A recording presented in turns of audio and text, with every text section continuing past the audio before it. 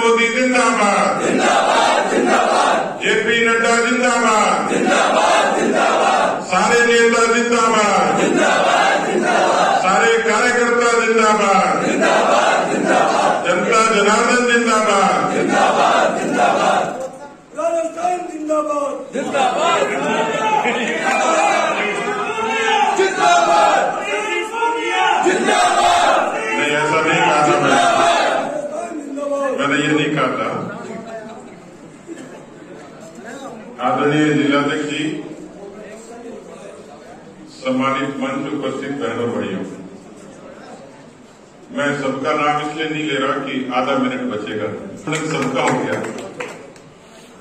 अब हरियाणा की तरह तो कोई है नहीं कि पीछे से खड़ा हो जाए कि मेरा नाम क्यों नहीं लिया। मैं अभी हरियाणा चला गया था पिछले चुनाव में, एक कोई भूतपूर्व सैनिक थे, उनको बोलने के लिए खड़ा कर दिया। ये भाई लाखन तो उदारता बरत रहे थे, तो वो जो मंच का संचालक था सभा का, उसने उस फौजी का कुर्ता पकड़ के हिलाया। फौजी ने कहा इतना ही खींच ले चाहे फट जाए, लेकिन बात पूरी करके ही जाऊंगा।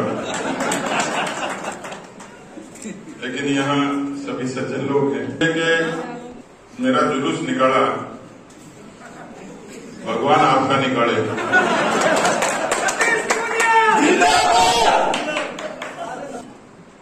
गरीबी रेखा का अंतिम व्यक्ति हूं, वो इसलिए हो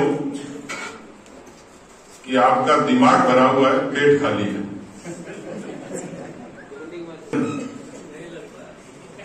आखिरी व्यक्ति के लिए चुनौतीपूर्ण है। और मैं जो क्लास में पढ़ के आया था, वो अलका जी ने, जसकौर जी ने और रामकिशोर जी ने पूरी कसर पूरी कर दी। तो मेरे लिए बड़ी चुनौती है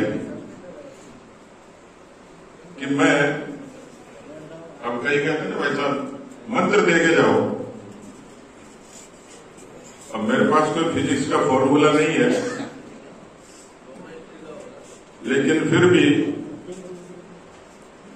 मैं जिलाध्यक्ष रतन तिवारी जी, इनकी टीम और दौसा जिले के सभी कार्यकर्ताओं को इस बात के लिए बधाई भी दूंगा, शुभकामनाएं दूंगा कि दौसा जिला अब संगठन के नाते गति पकड़ रहा है।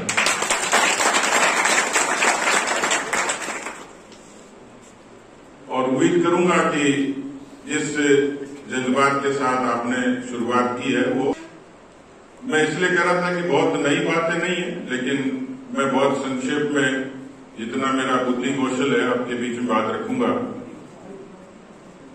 मैं बहुत अरसे पहले एक बार, जून का महीना था, यहां तो तिवारी जी ने आदेश दे दिया। मैं भी देख रहा हूं कि पिछले 7 घंटे से मैं दौसा के एक कोफ्ते पे जिंदा हूं। अभी यहां आने के बाद मुझे एक कोफ्ता खिलाया, बोले रोटी नहीं खिलाएंगे, रोटी काम करवा के खिलाएंगे। बात तो अच्छी है। तो वहां जब जोधपुर में गया, दोपहर का वक्त था, भोजन के बाद का सत्र मेरा ऐसे ही आखिरी सत्र था। मैं जब बोलने के लिए खड़ा हुआ तो मैंने देखा कि सामने एक सज्जन नींद के झटके ले रहे थे। मैंने इशारा किया पड़ोसी को, मैंने कहा भाई जगाओ इनको। उन्होंने हिला के जगाया। मैंने उनसे पूछा भाई साहब सो क्यों रहे हो?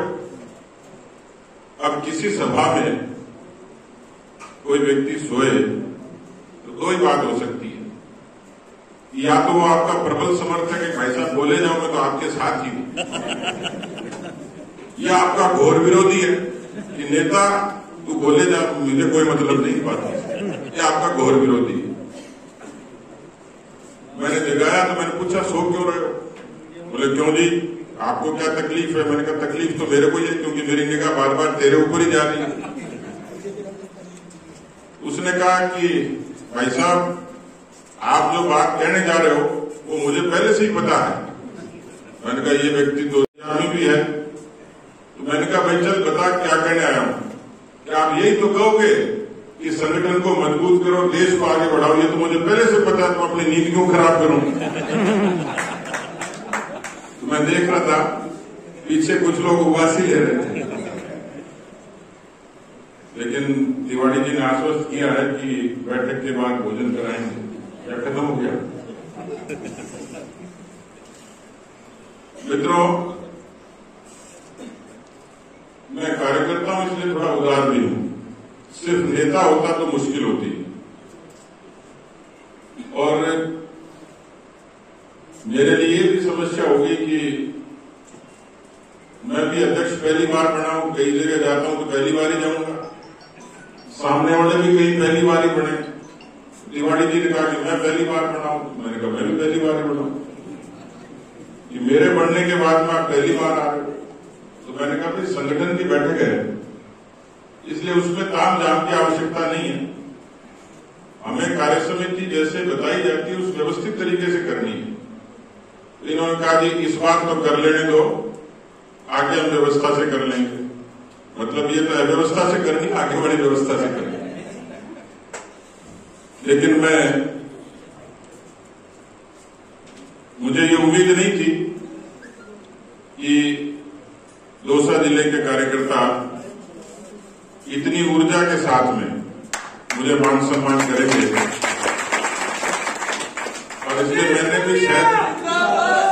मैंने भी सहज भाव से उसको स्वीकार किया। नहीं तो जो हमारी परिपाटी परंपरा है उसमें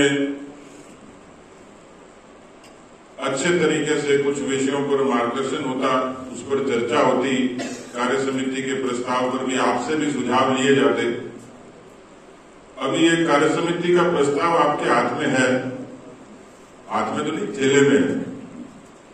कई इसको ऐसे कैसे ले जाके छोड़ देंगे, कई आधा पढ़ेंगे, कई बिल्कुल नहीं पढ़ेंगे। तो मेरा पहला निवेदन यह है कि आप इसको अच्छे से पढ़ना। चर्चा होती तो शायद आप में से कोई बोलने के लिए यहां आता, और इतना समय नहीं। और फिर भी आगे कभी ऐसा अवसर आए, इसको पढ़ेंगे। ये प्रस्ताव प्रदेश का है, इसमें प्रदेश की समस्या दौसा जिले की नहीं है। अगली बार कार्य समिति हो तो प्रदेश का थोड़ा रखें, देश का थोड़ा रखें, लेकिन जिले की बहुत सारी ऐसी समस्याएं होंगी जिस पर चर्चा जरूरी है। दौसा जिले के किसानों की समस्या होगी, दौसा की कानून व्यवस्था की समस्या होगी, दौसा के बेरोजगारों की समस्या होगी।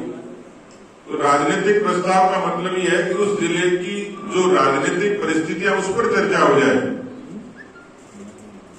इसलिए ये जो कार्य समिति है, ये कार्य समिति रस्म अदायगी नहीं है कि हम आगे भाषण सुन लिए, ताली बजा ली, भोजन कर लिया और चले गए।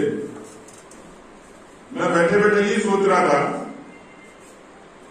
कि देश में बहुत सारे राजनीतिक संगठन है, राजनीतिक पार्टियां हैं, राजस्थान में भी है, और मुझे आज तक ये पता नहीं लगा कि उनकी मेंबरशिप कब होती है, उनकी मीटिंग कब होती है। और मीटिंग कई बार होती है, अखबार में छपती है कि फला नेता ने फलाने के कपड़े फाड़े, वो फ्रंट पेज पे छपती है। उनकी मीटिंगों की व्यवस्था क्या है, उनकी विचारधारा क्या है, उनकी नीति और नियत क्या है, मैं आज तक नहीं समझ पाया। मैं 90 से राजनीति में हूं, लेकिन मैं यहां गर्व कर सकता हूं कि हम संघर्षों से पैदा हुए और सुशासन के मूल मंत्र के साथ आगे बढ़े।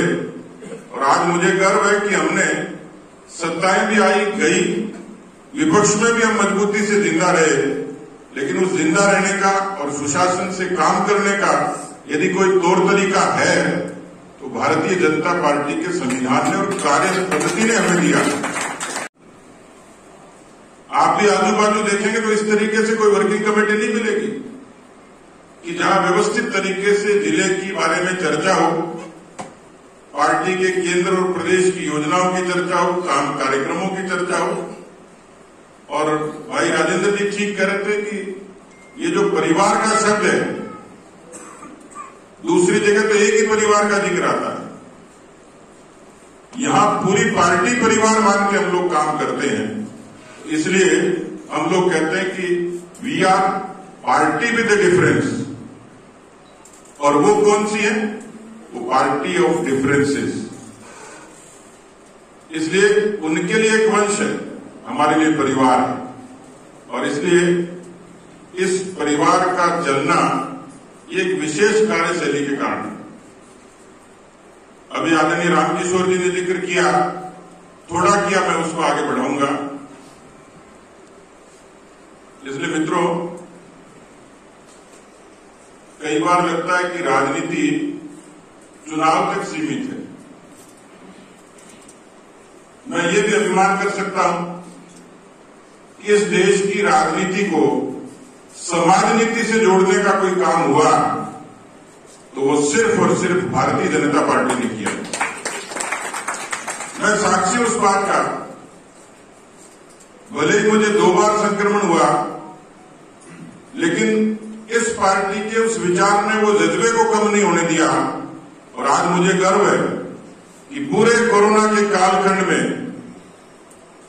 किसी दूसरे दल के लोग कहीं दूसरे अवसरों पर भाषण देते होंगे, विग्रह पैदा करते होंगे, लेकिन केवल अपने प्रदेश में नहीं, दौसा जिले में नहीं, पूरे भारतवर्ष में एक राजनीतिक संगठन था जिसने कोरोना के कालखंड में गरीबों के आंसू पहुंचे और उनके पेट तक भोजन और राशन पहुंचाने का काम किया।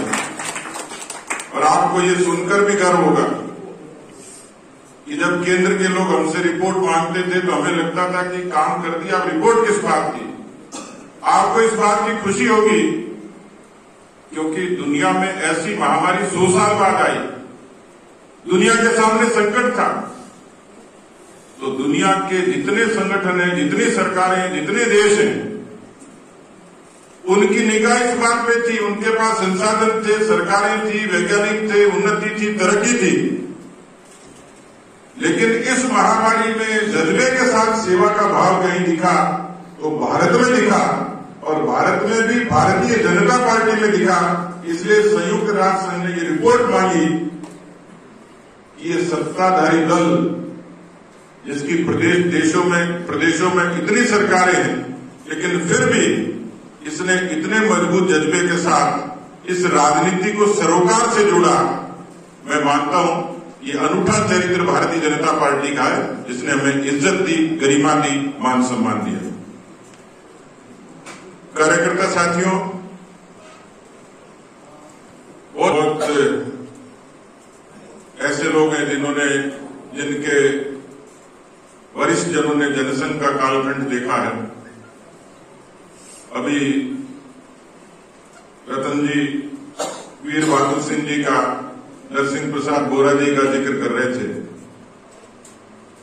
उस पीढ़ी के लोगों ने वो पूरा संघर्ष देखा। राजस्थान में जनसंघ के लोगों ने जिस तरीके का संघर्ष किया था,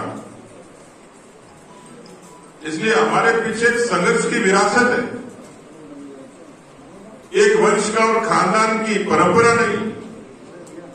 और इसलिए मैं जब राजनीति में आया तो मुझे कई बार, एक बार किसी अखबार के मित्रों ने पूछा कि राजनीति में क्यों आए और राजनीति में बीजेपी में क्यों आए।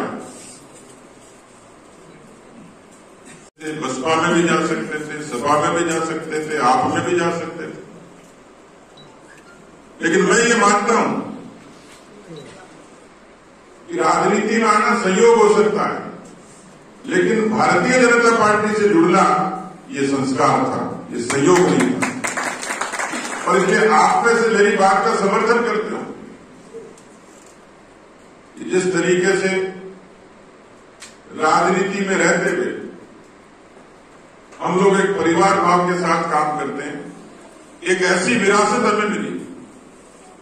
मैं तो कई बार जब आया और पढ़ना शुरू किया तो मुझे ताज्जुब हुआ कि किसी दल का, राजनीतिक दल का राष्ट्रीय अध्यक्ष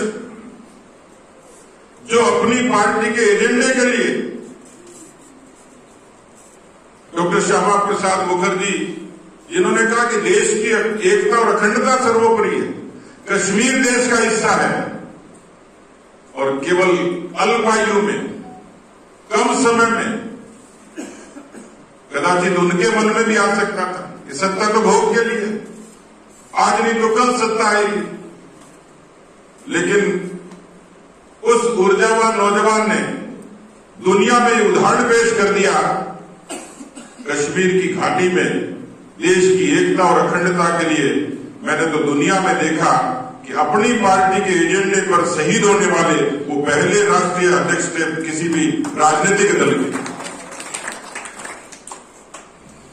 आपने पंडित दीनदयाल उपाध्याय को कई बार सुना, आपके यहां प्रशिक्षण शिविर में।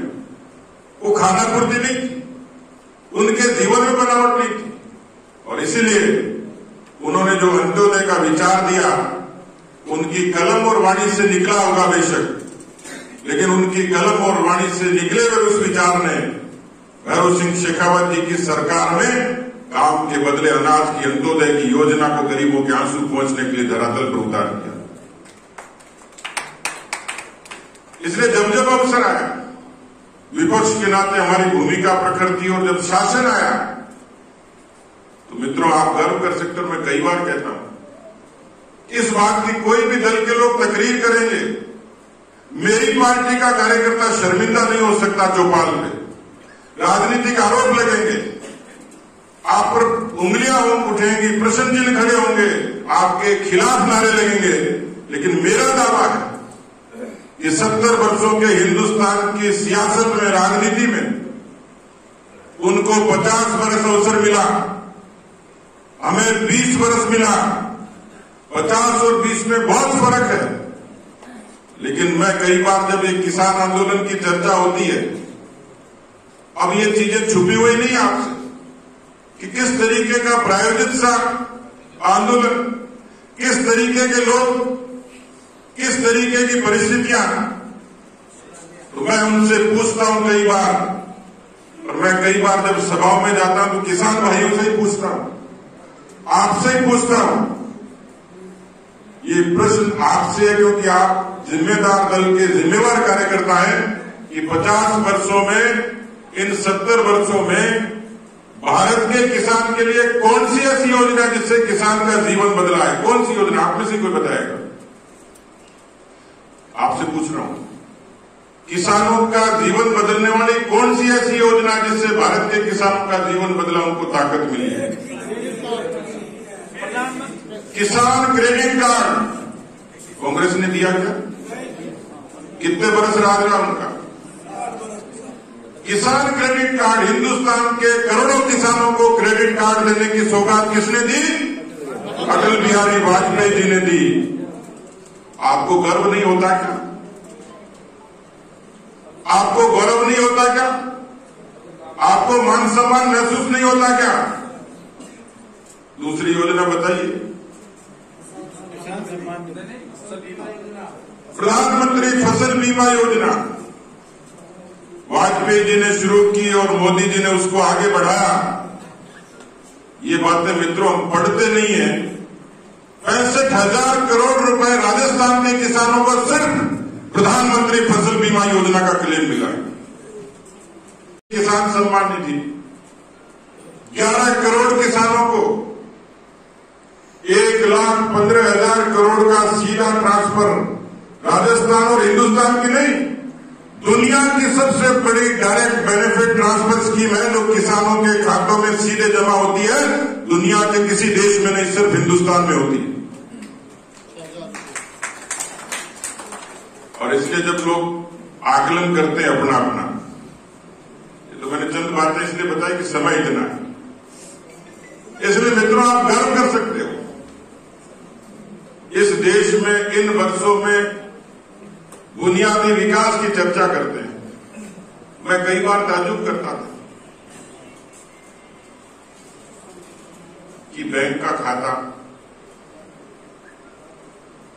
कोई थोड़े बहुत होते समझ में आते, इतने खाते खुले 41 करोड़ खाते, 41 करोड़ जनधन के खाते 70 वर्षों के इतिहास में पहली बार मोदी सरकार के समय गरीबों के लिए खुले। उज्ज्वला की योजना विस्तार से कहने की आवश्यकता नहीं, राजस्थान के 65 लाख लोग उसका आनंद ले रहे हैं। मित्रों मुझे ताज्जुब होता था मेरे एक मित्र अमेरिका से आए, उनसे पूछा कि अमेरिका की भारत की अमेरिका में क्या चर्चा होती है, तो उन्होंने कहा कि वह मजाक उड़ती है। किस बात की?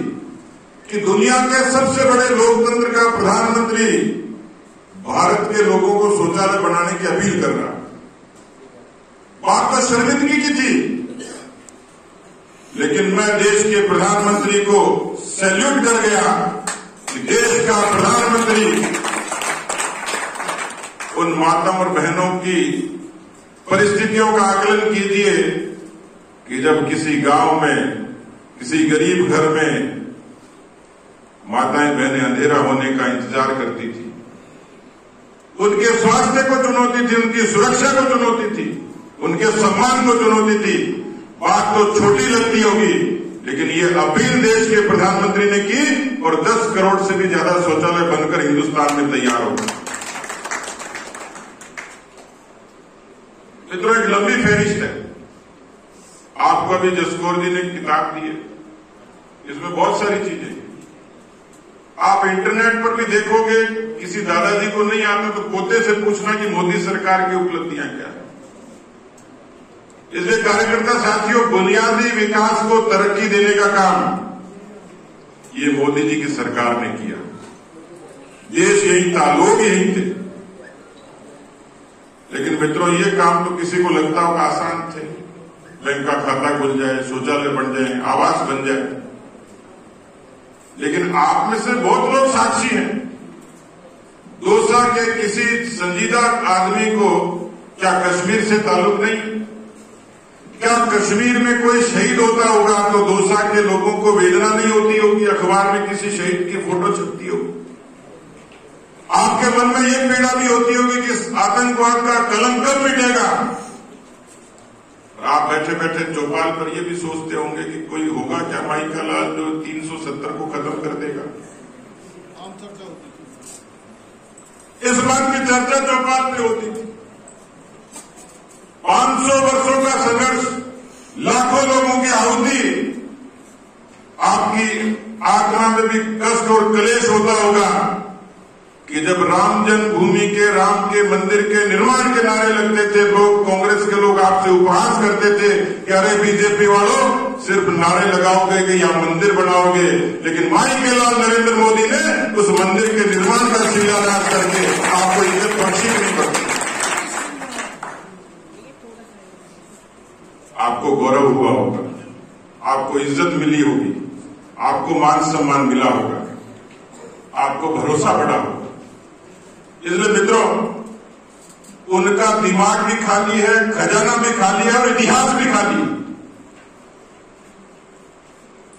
और जब आपके पास इतनी बड़ी ताकत है, ऐसा नेतृत्व है, और उस लेकिन चुनाव जीतने के लिए एक उत्कृष्ट संगठन खड़ा कैसे हो, और केवल नारों की नहीं, सरोकारों की पार्टी कैसे बने। एक मजबूत संगठन। मैं अभी मेरे मोर्चे के लोगों की बैठक ले रहा था, उनसे जब चर्चा कर रहा था तो एक ही बात दिमाग में है। हम राजनीतिक परिस्थितियों का आकलन करते हैं, सरकार में कभी जीतते हैं, कभी हारते हैं। 5 साल की रस्म अदायगी जैसी हो जाती है, वो गलतियां करेंगे, हम आ जाएंगे, हम गलती करेंगे, वो आ जाएंगे। तो मैं बैठे बैठे ये सोच रहा था, और मैं जब अध्यक्ष बना तो मुझे पत्रकार मित्रों ने पूछा, देश में आपकी सरकार, पद से लेकर प्रधानमंत्री तक आपकी सरकार, अनेक प्रदेशों में सरकार, सदस्यता सब जगह की, 17 करोड़ आपके सदस्य, 70 लाख राजस्थान में। अब ठीक है, विपक्ष में तो हुई, फिर सरकार आ जाएगी। तो मुझे पूछा उन्होंने कि आपका विजन क्या है? सब कुछ है, फिर बाकी क्या रह गया? मैंने मित्रों कोई दिमाग पे जोर नहीं डाला, कोई दिमाग पे रणनीति नहीं थी, कोई योजना नहीं थी, लेकिन मन से निकला कि मेरा मिशन है कि राजस्थान में अब हम बार बार के सिलसिले को बंद करेंगे, अब हर बार ही भारतीय जनता पार्टी की सरकार आएगी, इस मिशन के लिए काम करेंगे, अजय और अभेद्य बनाने के लिए काम करेंगे।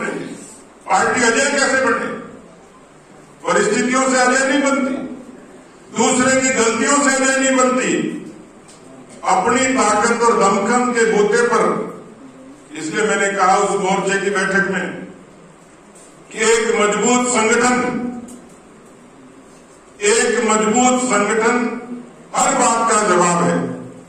क्या है? एक मजबूत संगठन हर सवाल का जवाब है कि नहीं? आपसे पूछ रहा हूं, मुझे पता नहीं, आप कोई गर्दन हामे हिला रहा है कि नामे हिला रहा है। एक मजबूत संगठन हर सवाल का जवाब है या नहीं? है दौसा के कार्यकर्ताओं से पूछ रहा हूं। तो क्या दौसा जिले में मजबूत संगठन खड़ा करेंगे? कुछ लोग नहीं बोल रहे हैं। आवाज में भी दम होना चाहिए, मुट्ठियों में ताकत होनी चाहिए कि दौसा में मजबूत संगठन खड़ा करेंगे कि नहीं करेंगे? के भरोसे को आगे बढ़ाना चाह रहा हूं मित्रों, और वो मेरे भाषण से बढ़ेगा कि नहीं बढ़ेगा मुझे पता नहीं, आपके नारों से बढ़ेगा कि नहीं बढ़ेगा, लेकिन आपके कर्म से जरूर बढ़ सकता है। और इसलिए मुझे खुशी हुई कि गति दी है, अब गियर को बदलने की जरूरत है, और ज्यादा गति की जरूरत है। और इसलिए 3 ही काम है आज के दिन। जो राष्ट्रीय अध्यक्ष जी ने कहा कि मंडल सशक्त कैसे बने, कैसे बनेगा मंडल सशक्त? जिले की कार्य समिति 3 महीने में करते तो मंडल की 1 महीने में करनी जरूरी है। करेंगे कि नहीं करेंगे? 26 मंडल के अध्यक्ष हाथ खड़े करो, करेंगे कि नहीं करेंगे? मंडल अध्यक्ष हाथ करो, कर सकते हो कि नहीं कर सकते हो? हर महीने ये जवाब है कि मंडल की सक्रियता होगी, मंडल मजबूत होगा तो आपकी राजनीतिक ताकत बढ़ेगी। दूसरा, सक्रिय बूथ इकाई। मुझे पता नहीं कितने बूथ बने, कागजों में है, धरातल में है, उसका आकलन लेखा जोखा फिर कभी करेंगे, लेकिन अजय और अभेद बनाने के लिए बूथ की इकाई की सक्रियता ये आपकी दूसरी बड़ी ताकत है। और जो तीसरा काम है, आपको पन्ने तक पहुंचना है। ये अभी कांग्रेस की बुराई कर रहे थे, तक थी और सरकार की नीतियां कागज में रहती थी। ये तो मनमोहन सिंह जी ने स्वीकार किया कि हम नीतियां बनाने पर क्रियान्वित नहीं कर सकते, एग्जीक्यूट नहीं कर पा रहे। हम सफल इसलिए हो गए कि वाजपेयी जी की नीतियां एग्जीक्यूट हुई, मोदी जी की एग्जीक्यूट हुई, क्रियान्वित की। अब पार्टी के लिए आपको पन्ना प्रमुख बनाना, पन्ने की समिति बनाना है, और ये पन्ने की समिति आपने बना ली मित्रों। तो राष्ट्रीय अध्यक्ष जी ने भी 2 उदाहरण दिए थे। सूरत की, गुजरात की लोकसभा में किसी बड़े नेता की सभा नहीं हुई, उम्मीदवार की सभा नहीं हुई, और वो लोकसभा की सीट लगभग 8 लाख वोटों से जीते। हिमाचल की मंडी की लोकसभा 4 लाख से ज्यादा जीती, पहाड़ी एरिया, लेकिन सिर्फ इसलिए जीती कि पन्ने तक पार्टी का व्यक्ति मजबूती से खड़ा था। और इसलिए ये संकल्प लेकर जाएंगे, इसके लिए समय थोड़ा ज्यादा दिया आपको। और तिवारी जी कह रहे हैं मैं एतबार कर लेता हूं, ये कह रहे हैं कि हम तो अटल जी के जन्मदिन से पहले ही कर रहे हैं। सन 2021 मैंने सवाई माधोपुर में था, उनको भी कहा, करौली के लोगों को कहा, जयपुर के दक्षिण और उत्तर के जिलों में था, तिवारी जी भी मेरे साथ थे। इन्होंने कहा कि दौसा सबसे पहले करेगा। मैंने कहा दौसा का दम भी देख लेते। 25 सितंबर, अभी 6 अप्रैल आ जाएगा। क्या 6 अप्रैल को भारतीय जनता पार्टी का स्थापना दिवस है। आपका जन्मदिन, पार्टी का जन्मदिन। हाँ, पार्टी का जन्मदिन है। तो जैसे अपने लिए केक काटते तो पार्टी के लिए भी काटो, केक की जरूरत नहीं। लेकिन 6 अप्रैल को पार्टी के दौसा जिले के हर बूथ पर पार्टी का स्थापना दिवस मनाया जाए।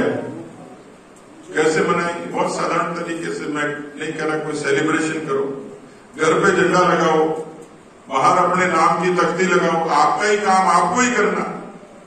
ये पता लगे कि यहाँ बूथ की इकाई के बूथ के अध्यक्ष का घर है, यहाँ पार्टी के किसी प्रमुख कार्यकर्ता का इस बस्ती में घर है, दूर से झंडा दिखेगा तो आपको सम्मान होगा, आपको अच्छा लगेगा। तो क्या ये तय कर सकते हैं कि पार्टी का 6 अप्रैल को स्थापना दिवस दौसा जिले के हर बूथ पे मनाया जाएगा? क्या मैं भरोसा कर सकता हूं? मैं गुप्त रिपोर्ट लेऊंगा, कोई झूठ बोलेगा तो पकड़ा जाएगा। 6 अप्रैल को पार्टी का बूथ पर, तो बूथ की सक्रियता उस दिन निश्चित हो जानी चाहिए। 25 सितंबर को पंडित दीनदयाल उपाध्याय जी का जन्मदिन है, 25 दिसंबर को अटल जी का जन्मदिन है, तो 2021 में आपके पास पर्याप्त समय पहले बढ़ा लेंगे तो आपको फायदा होगा। आज से ही लग जाएंगे तो फायदा होगा। इसलिए होगा, जैसे मैंने कहा कि एक मजबूत संगठन सब सवालों का जवाब है। आप लोग, मैं अभी आ रहा था, मुझे कई लोगों ने बायोडाटा दिए, पहले तो मैं समझा नहीं, खोल के देखा तो किसी ने लिखा कि पंचायत समिति के इस वार्ड का, जिला परिषद के इस वार्ड का आप लड़ना चाहते हो, जीतना भी चाहते हो, तो दौसा जिले की जिला परिषद बने और पंचायत समितियां बने, उसके लिए काम तो करना ही पड़ेगा भैया। टिकट तो कमल के फूल के पास होगी, एक को मिलेगी, कोई राजी रहेंगे, कोई नाराज रहेंगे, लेकिन मन में ये लगन तो है कि जीते। इस बात से तो कोई विरोध नहीं, व्यक्ति का हो सकता है, मेरा और टीकम जी का विरोध हो सकता है, लेकिन मेरा और टीकम जी का ये विरोध नहीं कि मैं कई बार देखता हूं कि दौसा के लोग चर्चा करते हैं कि अब तो बंगाल में जीत गया तो मजा आ जाए। क्यों भैया, बंगाल में ससुराल है का आपका? क्यों राजी हो रहे हो? बंगाल में जीत गए क्यों राजी हो रहे हो? क्यों राजी हो रहे हो? त्रिपुरा में जीते तो राजी हुए, हरियाणा में जीते तो राजी हुए, क्यों हुए? पार्टी जीतती है तो उत्साह होता है, पार्टी जीतती है तो सम्मान मिलता है, पार्टी जीतती है तो गौरव होता है, भरोसा होता है, आत्मविश्वास बढ़ता है। जैसे खून का, पानी का विकल्प है क्या? कोई नहीं। खून का है नहीं, ऐसे ही जीत का कोई विकल्प नहीं। इसलिए दौसा जिले के कार्यकर्ताओं के मन में कदाचित ये संकल्प तो भरोसा, विश्वास और उत्साह होगा ही कि इस बार कांग्रेस के कुशासन का जवाब देने के लिए दौसा की जनता के बीच में झोली फैला कर जाएंगे, लेकिन सारी की सारी पंचायत समितियां और जिला परिषद जीतकर इस कांग्रेस के कुशासन का जवाब देंगे तो नहीं देंगे? और ये दे देंगे तो 2023 बहुत दूर नहीं, और 23 का भी कोई भरोसा नहीं।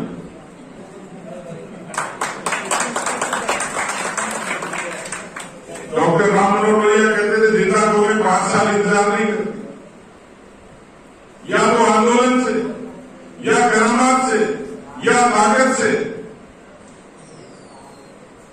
मुझे जब बीच में फोन आया तो किसी चैनल वाले का फोन था, उसने कहा 3 विधानसभा के उपचुनाव में आपकी क्या राय है? मैंने कहा मेरी नेक राय है। उधर दूसरी तरफ पीसीसी के चीफ भी जुड़े हुए थे कि वो कह रहे हैं कि वो जीतेंगे। मैंने कहा नहीं, हम ही जीतेंगे। उनको जितने दिन जीतने थे जीत रही है, उनके तो मुंह खोलने का समय है, तो जीतने का समय भारतीय जनता पार्टी। उन्होंने कहा कि आपके भरोसे का कारण क्या है? मैंने कहा 2 कारण। एक तो मेरा कार्यकर्ता जब लगता है फिर वो न दिन देखता है, न रात देखता है, वो जीत का जुनून देखता और परिणाम लाकर खड़ा कर देता। और दूसरा मैंने मेरे सामने वाले मित्र आधा काम ये करते हैं, क्योंकि इतने पाप कर दिए इन्होंने। वो किसी ने कहा कि साहब वो अब तो गैर टिकट नहीं थी, किसी ने कहा कि गहलोत साहब के बेटे को देंगे तो आपकी क्या राय? मैंने कहा जरूर लेनी चाहिए, साथ में राहुल गांधी को प्रचार के लिए बुला लेना चाहिए, हमें जोर कम आएगा। तो कार्यकर्ता साथियों, बहनों, भाइयों, मैं ये निवेदन करने के लिए आया हूं, आप जयपुर के बहुत नजदीक हो, नजदीक होने का पड़ोस का फायदा उठाना चाहिए और पड़ोस का फायदा उठाने के लिए परिणाम लाना चाहिए। परिणाम लाने के लिए अच्छा संगठन खड़ा करना चाहिए और अच्छे संगठन के लिए आपको प्रयत्न करना चाहिए। बातें तो बहुत सारी हैं, लेकिन मैं ये चाहूंगा कि आप सब लोग दौसा का एक उत्कृष्ट संगठन बना के दिखाएंगे। मैं जब आया तो कुछ लोग नारे लगा रहे थे कि मुख्यमंत्री कैसा हो। मैंने कहा ये काम मोदी जी पर छोड़ देना चाहिए, इसकी फिक्र मत करो। अपने चिंता ये करो कि अपनी सरकार कैसे बने, नेता कैसे वो समझ में आता है, संघर्ष करो वो भी समझ में आता है। वैसे तो देखो मेरे नारे लगा रहे थे पूनिया जी संघर्ष करो आप आगे बढ़ो। मैंने कहा हर कोई हिंदुस्तान का शादीशुदा आदमी रोज ही संघर्ष करता है, संघर्ष करो तो भी समझ में आता है, आगे बढ़ो तो भी समझ में आता है, नेता कैसा हो ये भी समझ में आता है। लेकिन मुख्यमंत्री कैसा हो ये पार्टी पर छोड़ देना चाहिए। इसको किसी बहस और विवाद का विषय नहीं बनाना चाहिए। मैं मजाक कर रहा था, किसी का बदला लेना हो उसका नाम ले लेना चाहिए। राजस्थान का मुख्यमंत्री कैसा हो, इसको मीणा जैसा हो, राम किशोर मीणा जैसा हो, तो शाम होते होते 10-20 दुश्मन तो तैयार हो जाएंगे। तो भैया ऐसे नारे नहीं लगाने चाहिए, चाहे मैं भी हो चाहे और भी लोग, लेकिन लोग लगाते कोई शरारत से लगाते हैं, कोई मजे में लगाते हैं, कोई भावना में लगाते हैं। पर हमारी भावना ये है, मेरे को कुछ नहीं कई बार मैंने ये कहा कि मुझे खुशी होगी तो मैं अध्यक्ष हूँ, अध्यक्ष के नाते मेरी जिम्मेवारी है प्रचंड बहुमत की सरकार आए और दौसा की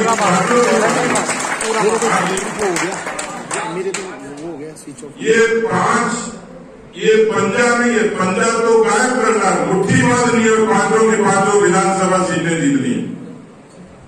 चुप क्यों हो गए, जीतोगे कि नहीं जीतोगे?